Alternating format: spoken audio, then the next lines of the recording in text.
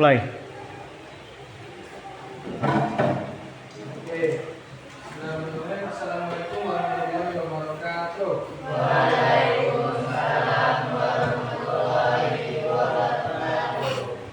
Gimana kabarnya anak-anak? Oke. Siapa yang hadir?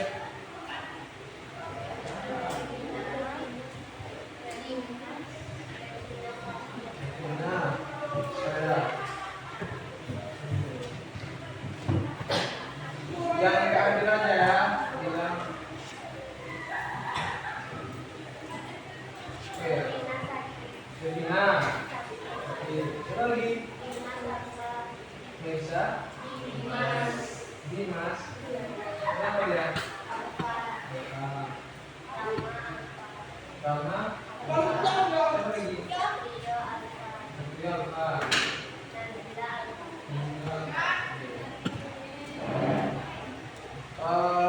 Baik. Apa mata pelajaran kita pada hari ini? Pendidikan agama. Oke. Sebelumnya itu pembelajaran kita tentang kondisi masyarakat Islam di Indonesia sebelum kedatangan Islam. Proses dilakukan sejarah penyebaran Islam. Nah, selanjutnya yaitu peran tokoh ulama dalam menyebarkan Islam di Indonesia. Oke. Jadi anak-anak, sebelum Islam datang di Indonesia, pasti ada orang-orang yang selalu berjuang, yang selalu jihad untuk penyebaran Islam di Indonesia. Siapakah orang-orang yang menyebarkan di Indonesia? Itu adalah tokoh. Tokoh itu ada dua. Bisa jadi seorang ulama, bisa jadi seorang raja. Nah, untuk penyebaran Islam ini tidak mudah. Banyak tantangan-tantangan yang dilalui oleh tokoh agama dan juga tokoh yang menjadi teladan seperti para raja dan sultan. Oke, kita bahas yang pertama yaitu tokoh ulama.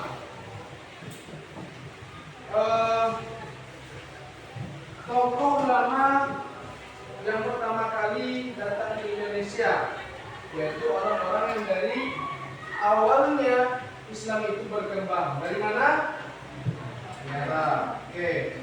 Namun pada saat itu tidak bisa langsung seorang ulama itu mengajak secara terbuka. Sama halnya ketika Rasulullah berdakwah ketika ingin mengembangkan Islam, disebut dengan dakwah secara diam-diam. Namun di Indonesia ada sedikit keterbukaan untuk berdakwah, untuk mengajak orang-orang dalam menganut agama Islam. Nah, namun tantangannya apa? Pada masa itu Indonesia dalam keadaan tidak merdeka. Jadi tantangannya ketika ada agama yang masuk di Indonesia, itu akan dilihat, itu akan dipantau, dimonitoring selalu oleh para penjajah di Indonesia. Itu adalah sebuah tantangan. Kalau seorang ulama itu tidak memiliki strategi dan taktik penyebaran Islam secara efektif, tidak efektif, maka bisa jadi seorang ulama tersebut dimasukkan ke dalam penjara. Tidak. Karena apa? Pada masa itu Indonesia belum merdeka. Indonesia masih belum memiliki hak-hak untuk melakukan kebebasan, baik dari secara fisik maupun secara materi. Nah, tokoh ulama yang menjadi guru umat Islam di negara Arab. Jadi ada tokoh-tokoh ulama tersebut yang mendalami pelajaran Islam di Arab, di Timur Tengah. Perlu kita ketahui pada masa Bani Abbasiyah nggak salah, itu pada masa Golden Age. Kenapa masa Golden Age? Pada masa itu umat Islam sangat maju dalam pendidikan Islam. Ada yang disebut dengan Cordoba. Itu adalah pusat dalam penyebaran Islam. Tidak hanya dari segi spiritual, namun secara dari segi sains, geografi, dan juga ilmu matematika. Islam itu tidak tertinggal. Cuman pada masa berikutnya ada kecemburuan dari orang non-Muslim tentang perkembangan Islam yang sangat maju di Cordoba, sehingga mereka berpikir bagaimana cara menghancurkan Islam ini. Bagaimana cara menghancurkannya? Bukan membunuh ulama. Jika membunuh ulama akan ada generasi berikutnya. Gimana caranya? Menghancurkan ilmunya. Ilmunya di mana? Di pusat dalam perkembangan Islam di Cordoba. Menghancurkan tokoh-tokohnya, menghancurkan perpustakaannya, sehingga apa? Generasi berikutnya tidak bisa mempelajari ajaran Islam dari referensi-referensi seperti buku, Al-Quran, dan referensi Islam yang lainnya. Nah, berikutnya yaitu tokoh perjuangan Islam. Anak-anak bisa lihat di buku paket itu halaman 105, banyak sekali kesultanan ataupun raja Islam yang sangat berpengaruh dalam penyebaran Islam. Mulai dari Kesultanan Keruak, Kesultanan Tidore, Kesultanan Ternate, sampai Kesultanan Siak. Oke. Kita tidak perlu jauh-jauh untuk membahas ini. Kita ambil saja yang paling dekat, Kesultanan Siak. Nah, beliau adalah tokoh perjuangan Islam dan juga tokoh perjuangan kemerdekaan Indonesia. Untuk kemerdekaan Indonesia, beliau menyumbangkan dengan banyak emas dari bumi lancang bumi untuk membantu kemerdekaan Indonesia di Jakarta. Dan untuk penyebaran Islam bagaimana?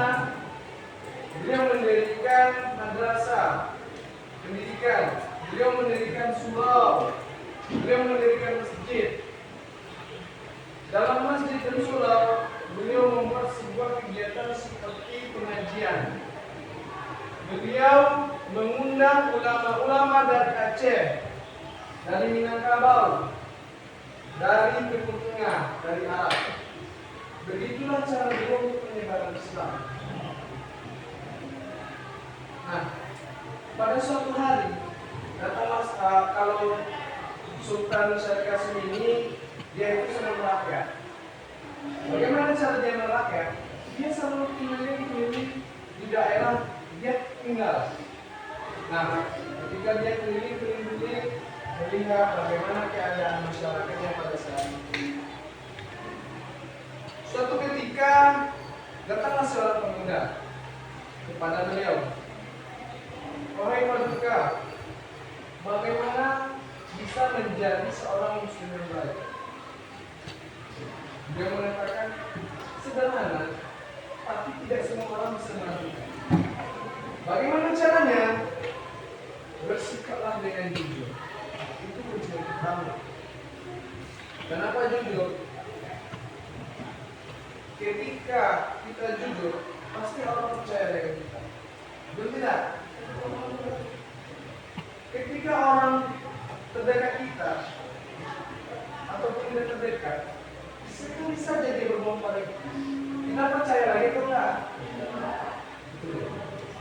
Meskipun hal yang sepele, misalkan PX kan dipinjam oleh apa namanya? Lama minjam PX si Livia minjam PX, ada yang salah buat pemeriksaan. Oke. Di mana nih kemudian? Bukan mana?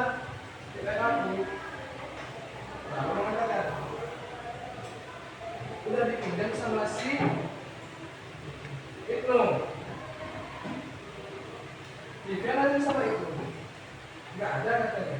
Rupanya lama ini mau membawa pulang yang ini, karena dia ingin tidak mau membeli tiket.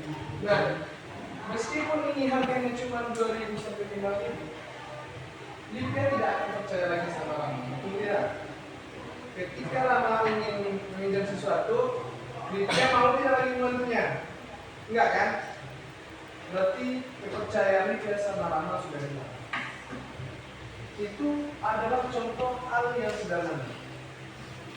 Oke. Banyak sebetulnya pelajaran-pelajaran dari seorang sultan itu.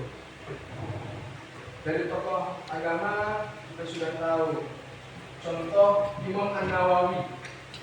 Beliau adalah tokoh ulama yang sangat berpengaruh dalam penyebaran Islam. Imam An-Nawawi Al-Bantani. Kenapa Al-Bantani?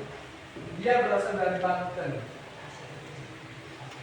Jadi Imam An-Nawawi ini saking fokusnya saking hausnya dalam mencari ilmu, beliau lupa untuk nikah.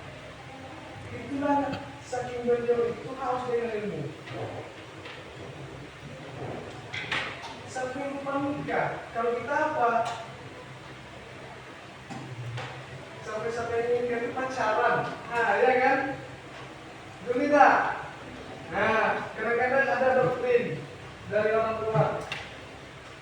Pacaran dulu kalau tidak sempurna, jadi sempurna, ya kan? Zaman sekarang jarang langsung ke arus. Sangat bertolak belakang dengan apa yang dilakukan oleh Imam Nawawi. Beliau tidak memikirkan itu. Apa yang beliau pikirkan? Dia haus akan ilmu untuk apa? Ilmu itulah yang akan dia ajarkan pada masyarakat, pada penduduk, pada orang-orang terdekat, agar masyarakat Islam itu lebih cerdas, lebih tingkat keimanan itu lebih tinggi, ada kemajuan. Oke. Sampai di sini paham? Ada yang ingin ditanyakan? Oke, mungkin setelah Bapak menjelaskan itu mulai dari peran tokoh ulama dalam penyebaran Islam dan keteladanan para ulama dalam penyebaran Islam. Sedikit Bapak spill, keteladanan para tokoh ulama ini dalam penyebaran Islam sangat luar biasa. Kita ketahui bahwa Rasulullah itu tidur tidak pakai kasur. Siapa yang tahu beliau tidur pakai apa?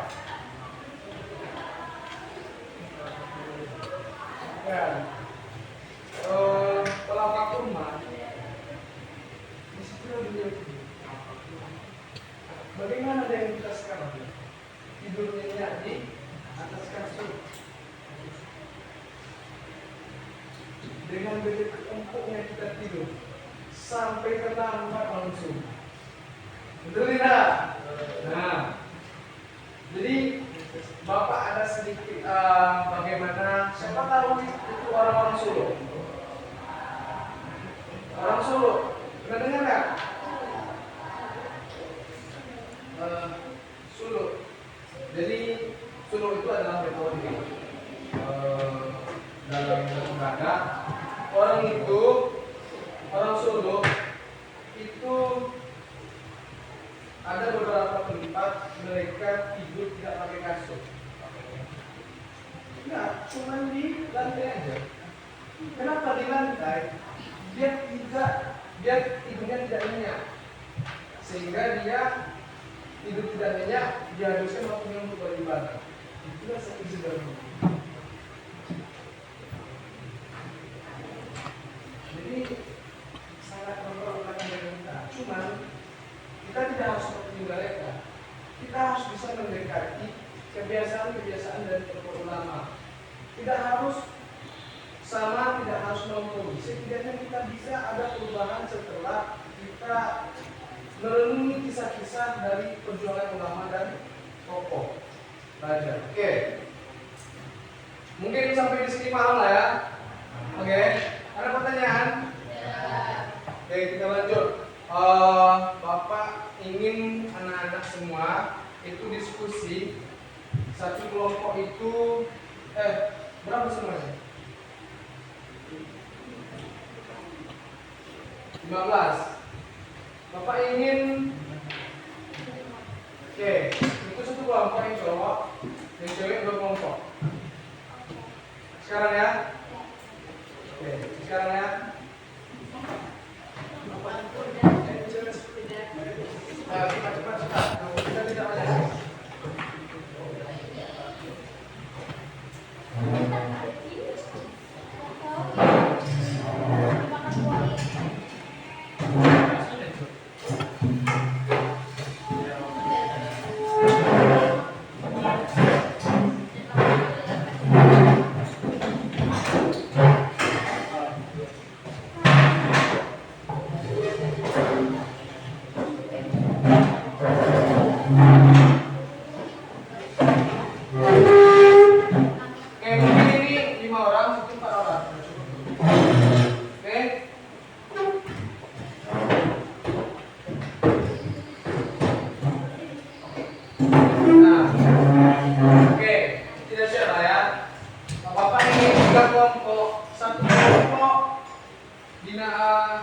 Dinamakan satu kelompok itu nama ulama ataupun nama raja.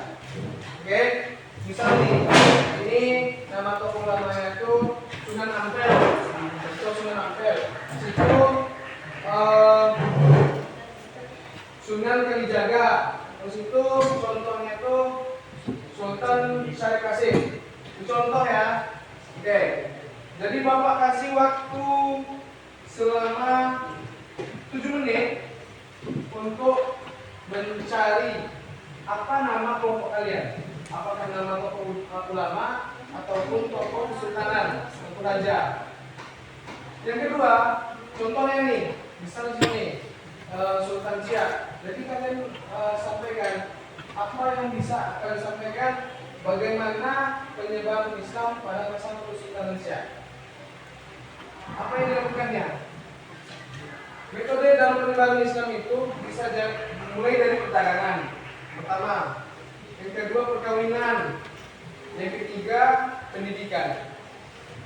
Nah, Bapak minta kalian nanti diskusi, satu orang merepresentasikan bagaimana penyebaran Islam dari tokoh ulama ataupun tokoh agama tersebut.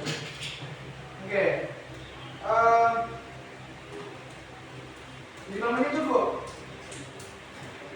Cukup? Hah?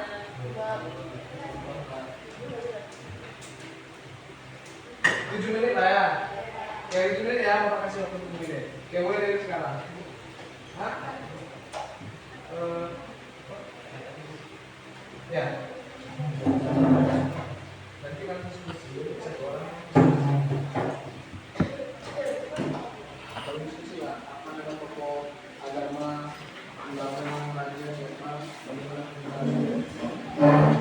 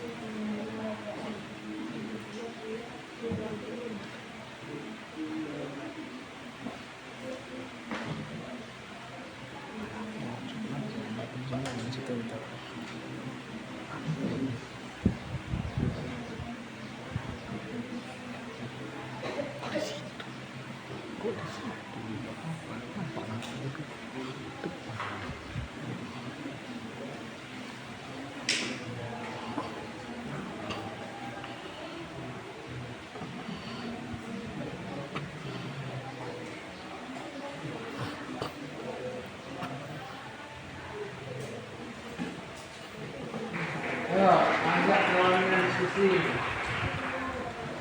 Jangan satu yang tidak ikut menyampaikan ide-idenya. Bapak mau semuanya aktif dalam diskusi ya.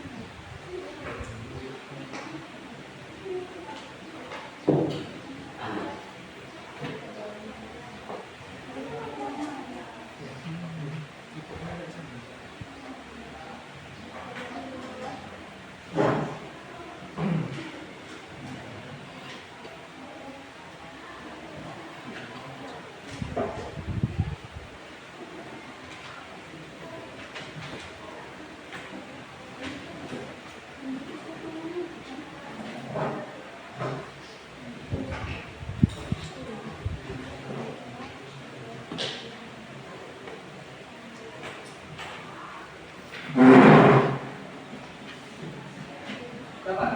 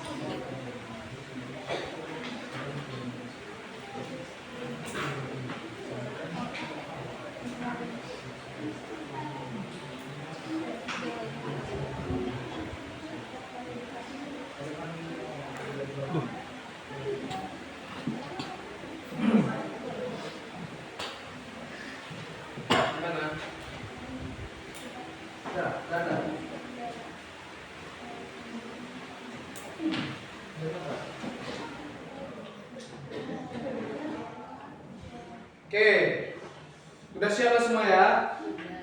Oke, ini kelompok apa namanya? Dari sana ya. Ini kelompok apa namanya? Datuk Dibandang. Beliau adalah seorang tokoh agama. Apakah beliau itu ulama atau raja atau sultan?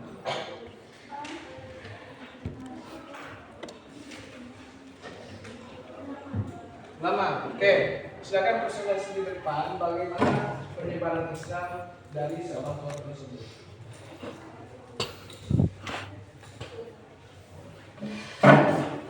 Jadi ini apa nama kelompoknya? Datuk Dibandang. Nah kelompok di sana apa namanya? Sunan Kalijaga bertanya pada kelompok Kalibandang. Oke.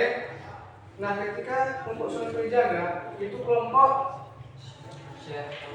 Syekh Kuro bertanya kepada kelompok Sunan Kalijaga. Ketika Syekh Kuro kelompok Syekh Kuro presentasi, kelompok ini pula yang bertanya. Oke, jadi berputar gitu. Oke, paham kan? Oke, silakan kelompok yang pertama presentasi.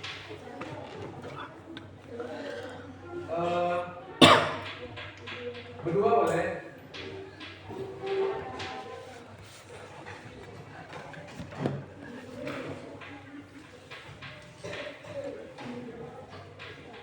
Waktunya nggak terlalu banyak ya, cukup 2 menit. Assalamualaikum warahmatullahi wabarakatuh. Waalaikumsalam warahmatullahi wabarakatuh.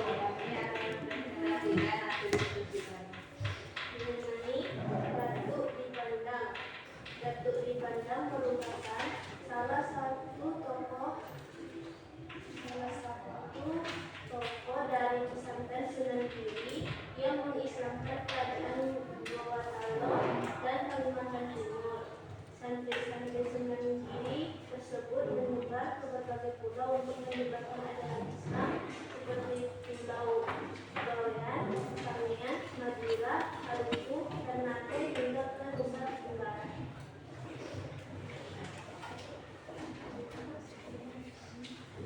Sudah. Sekian dari kami, ada yang mau bertanya? Silakan kelompok Sunan Dijaga untuk bertanya.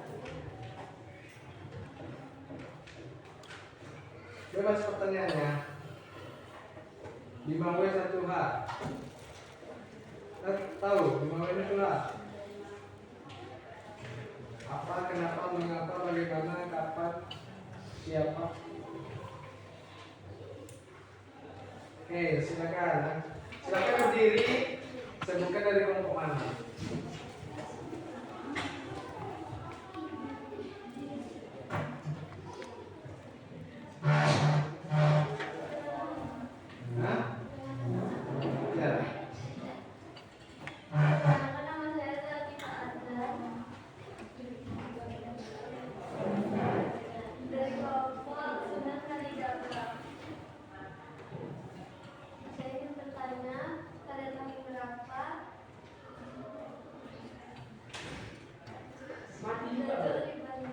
Mati yang boleh. Iya. Iya, bukan aku. Tanggal berapa penyebaran Islam Datuk dipandang?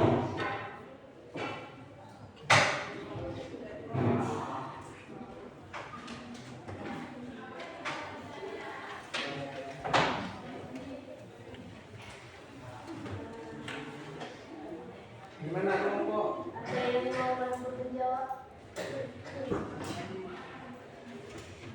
Kelompok lain jika ingin menjawab.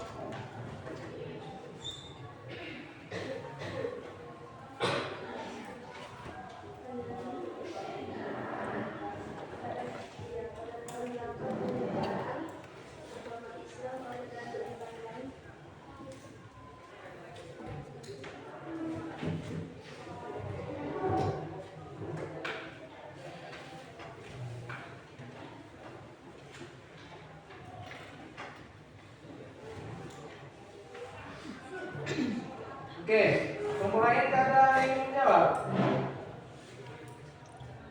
Nah, Bapak kasih kebebasan lah kelompok mana aja untuk menjawab.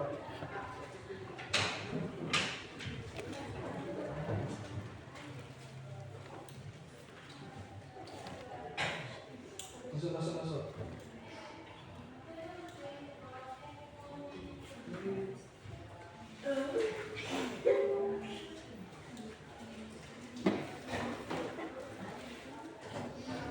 Ya, silakan.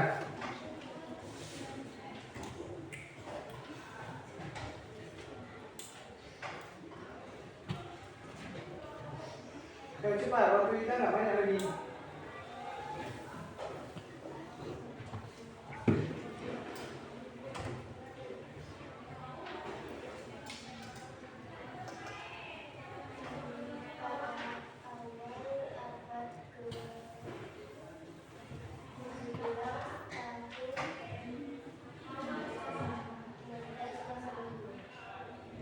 Pada awal abad ke-19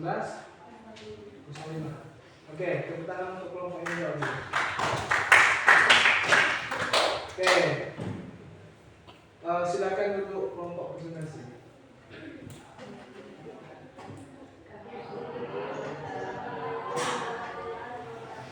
Wah,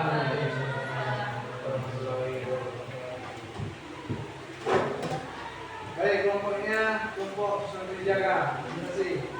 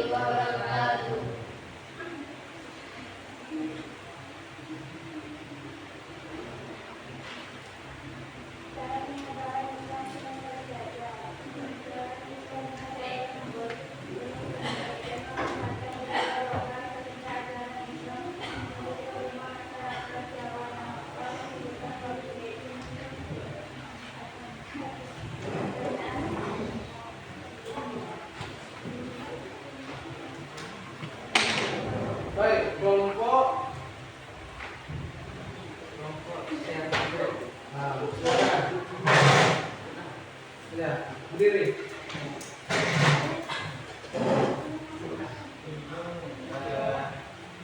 Saya Wanita Fadilah dari kelompok Sepuro akan menanyakan soalan bagaimana cara penyebaran dari Sunan Kalijaga penyebaran Islam.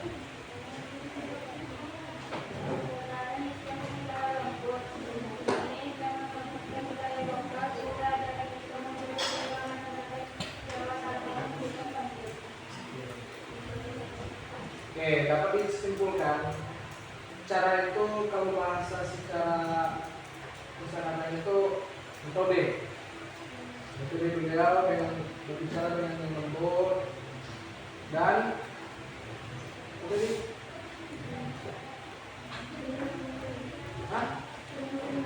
Berseni. Oke, dengan cara lembut dan menampilkan seni-seni untuk mengajak dalam penyebaran Islam. Oke, tepuk tangan untuk kelompok penyaji dulu. Oke, silakan dulu. Kelompok berikutnya.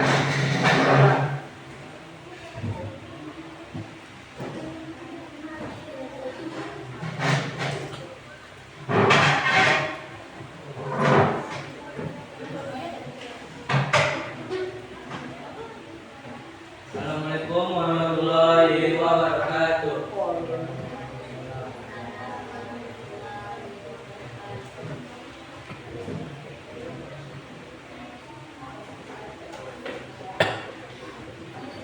Kami dari kelompok Syekh Muro akan menjelaskan bagaimana penyebaran Islam, penyebaran agama Islamnya.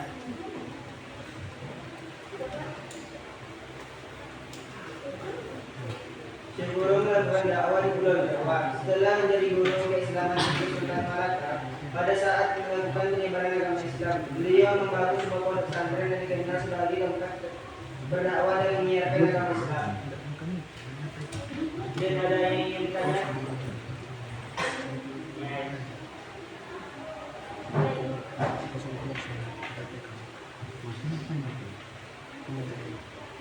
Oke, kelompok berikutnya silakan bertanya.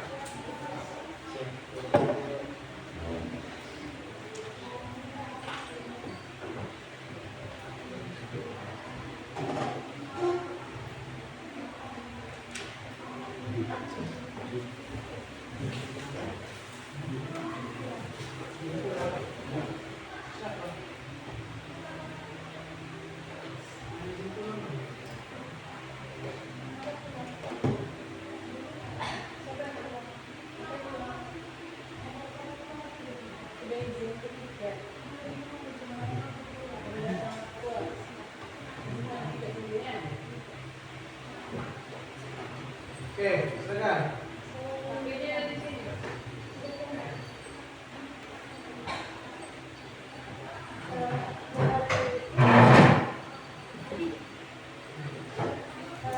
Melalui perantara apa beliau menyebarkan agama Islam?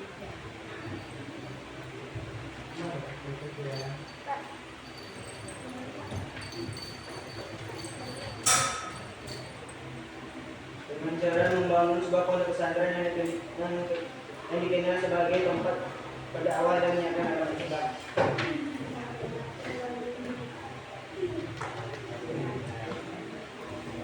Gimana kelompok katanya puas? Oke, kita untuk kelompok penyaji. Jadi kami Untuk undangan, Assalamualaikum warahmatullahi wabarakatuh. Waalaikumsalam warahmatullahi wabarakatuh.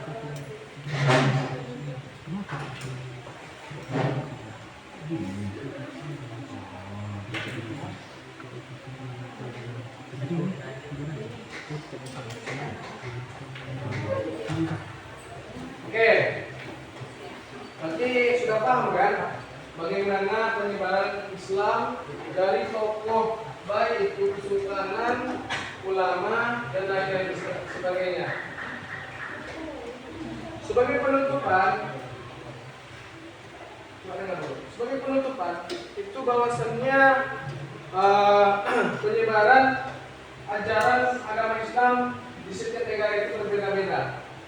Contoh misalkan di negara Thailand, itu orang itu tidak dijajah, orang itu tidak ada masa penjajahannya. Jadi berbeda. Kenapa di Indonesia berbeda? Karena di Indonesia ini pada saat itu masih dijajah kondisinya. Jadi seorang tokoh ulama, seorang tokoh pejuang, seorang tokoh sultan harus bisa menempatkan pada tempatnya metode apa yang tepat dalam penyebaran Islam. Tidak semua metode tepat, tapi kita harus mencari metode yang efektif sesuai dengan kondisi masyarakat tersebut. Oke. Jadi anak-anak, Bapak harapkan bisa menonton seperti Sultan Abdul Hamid, Sultan Muhammad Al-Fatih, itu ada filmnya. Itu adalah tokoh perjuangan penyebaran Islam. Kalau ingin film Nabi Muhammad, bisa cari di Google, nama filmnya itu The Message of God. Itu bisa Nabi Muhammad.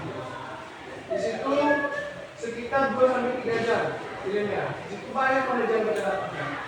Mulai dari Nabi Muhammad kecil sampai Nabi Muhammad itu meninggal. Ada film Umar. Kalau anak-anak nggak suka itu dari baca buku, bisa ditonton film. Ataupun dari ceramah bisa kita dapatkan. Oke? Sampai di sini ada pertanyaan? Oke. Mungkin kita tutup pembelajaran kita pada pagi menjelang siang yang berbahaya ini. Bapak harapkan anak-anak keluar dari kelas ini ada ilmu yang menempel dalam kepalanya. Jangan masuk dengan kanan keluar dengan kiri. Ketahuilah, satu perubahan pada diri kita itu bisa merubah segalanya. Jangan pernah stuck dan pernah berhenti dalam mencari ilmu. Oke? Oke, Bapak tutup pembelajaran kita pada hari ini dengan membaca doa kifaratul majlis. Subhanallah wa bihamdika asyhadu an la ilaha illa anta astaghfiruka wa atubu ilaik. Wabillahi taufiq. Wassalamualaikum warahmatullahi wabarakatuh.